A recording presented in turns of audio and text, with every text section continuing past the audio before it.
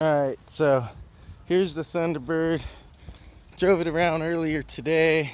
Let me hurry up and get over here. Find the keyhole right there.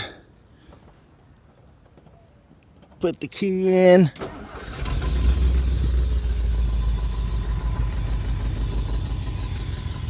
And there it is. No gas pump, no nothing. Just walk up to it. 1959 Ford Thunderbird, starting right up like it was fuel injected.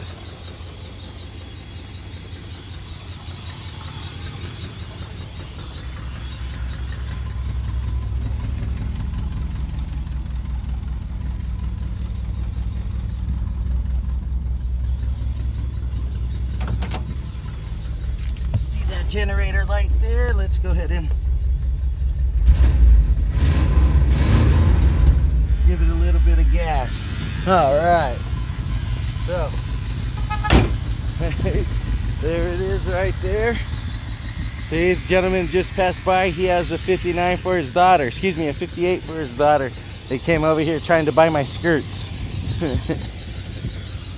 All right.